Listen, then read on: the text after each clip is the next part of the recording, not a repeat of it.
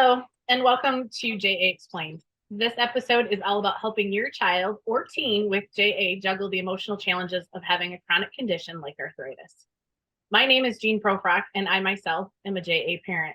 My 13-year-old daughter was diagnosed at age 2 with polyarticular JIA. Our guest today, Dr. Jessica Auslander, will share advice on how we as caregivers and parents can help our kids navigate the highs and lows of having a chronic illness. Dr. Auslander is a licensed clinical mental health counselor, psychologist, and JA parent who has been living with arthritis since age 8. So she understands this topic through and through. Dr. Auslander, thank you so much for joining and welcome. Thank you very much for having me. So to start, what are some common emotional challenges that children with chronic conditions like juvenile arthritis often face, and how do these differ for children of middle and high school age? Yeah, so the emotional challenges faced by our kids are pretty much the same emotional challenges faced by everybody. As you mentioned in the intro, I've been living with this since age 8. I have 3 children who are now 17, 15, and 13. My 17-year-old and my 15-year-old are both JA kids. My son was diagnosed at age 5. My daughter was diagnosed at age 13. And watching them go through their ups and downs, just the same as their younger brother who is 13 and does not have JA. So there really are a lot of similarities. I think that the difference is that this is the thing that's making them feel anxious, sad, othered, you name it. But it also can be the thing that makes them feel empowered. The look on my kids' faces the first time they did their own injections, right? That felt amazing for them. They were so proud, right? There's this thing that they were afraid of that we are doing for them, and they take over and do it for themselves. It's very empowering. So when we think about the emotional things kids with JA face, there are some positives to it. What's a little different for our kids in this, we see this a little bit more middle school and that teenage years, is brain development, right? As their brain is growing and developing, it gets a little more complex. I love the movie Inside Out because their analogy of the panel with the buttons and they get more buttons at the end is actually a pretty good analogy. It's pretty accurate. So with the older kids, as they're hitting adolescence, which starts about age 10-ish, right, goes to about 22, when their bodies are changing, their immune system's changing as well.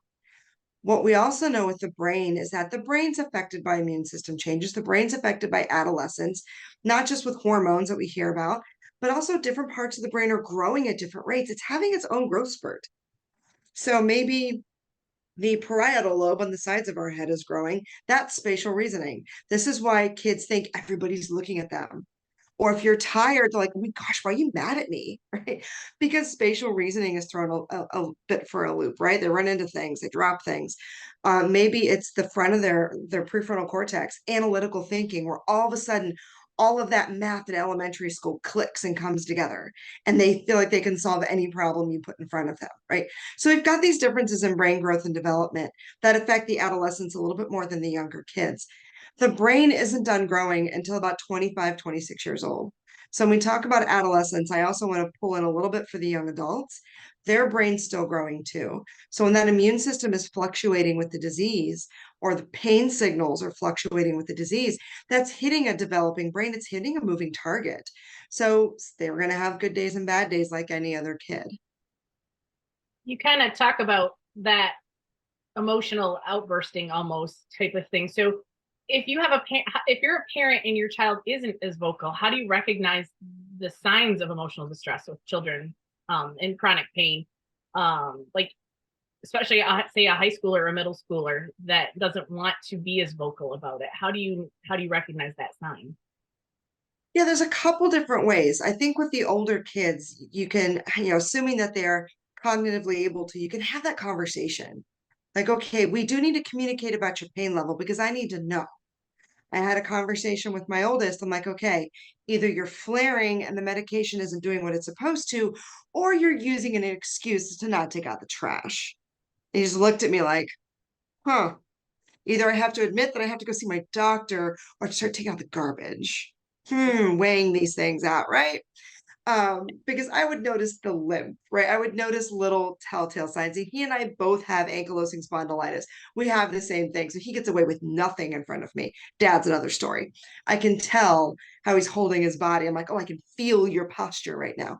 But if you don't know that, don't have that awareness, you have to set up a vocabulary. Some kids do really well with code wording. They don't want to talk about it. When we're in pain and we're tired, last thing we want to do is put a sentence together, right? The last thing we want to do is feel vulnerable by interrupting someone saying, hey, I need help. But if you can do a code word, something as simple as blue skies, gray skies, right? Blue skies, things are going well, gray skies, not so much. Um, I have one patient that really hates carrots. Kid does not like to eat carrots. So, and he's like, you know what, mom, when I'm hurting, I'm just going to look at you and go carrots. And that's the code word. We don't have to have this conversation, but it's a way to cue. They may have, I have one family that uses a door hanger, and the child just switches the door hanger one side to the other, like the hotel. Please come in or do not disturb. They've got one color on one side and one on the other that indicates how they're doing. Stoplights, the smiley face scale that they use for pain in the doctor's office, things like that, using imagery or using code words. So you don't have to have this big conversation. With younger kids, it gets a little trickier if they're diagnosed at a younger age. So, like your daughter was diagnosed at 2, mine was diagnosed at 5, and the other was diagnosed, around 12, 13. There's a big difference there because when children are younger and they're growing up with it, they don't know any different. They don't know that that pain isn't normal. They don't know that everyone else doesn't have the same pain. Why do we have to talk about it? Doesn't your ankle hurt all the time? They don't understand that there's a difference. When my son was diagnosed at 5, he could talk about it, but now at 17, he really doesn't remember life before the pain and before arthritis. But my daughter, who didn't get it till she was, early teen, she's got the vocabulary, she can talk about it because she has more experience with that difference. So younger kids aren't going to talk about it. They're not going to have the words.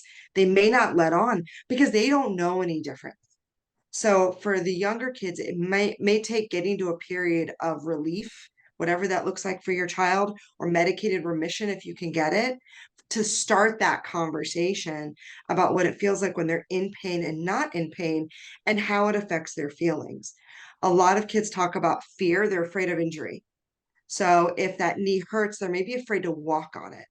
The pain might be gone, but they're still afraid to walk on that knee because it used to hurt, right? Having those conversations to name the feelings, and if they can tie it to pain, to fatigue, to whatever that physical feeling is, then you're building that vocabulary. Mhm. So even it's something that, say, with my 2-year-old, we'd start that, had we started something like this when she was younger, as she's getting older and hitting that fear of, if I tell, that means I may have to go back to the rheumatologist. That might mean changing my meds or another shot, which I really don't like the needle. There would have been something there other than mom spotting that she has a specific way she walks when she's in pain, and creating that open dialogue that we have as a almost like a safe word or a safe spot for each other. That makes a lot of sense.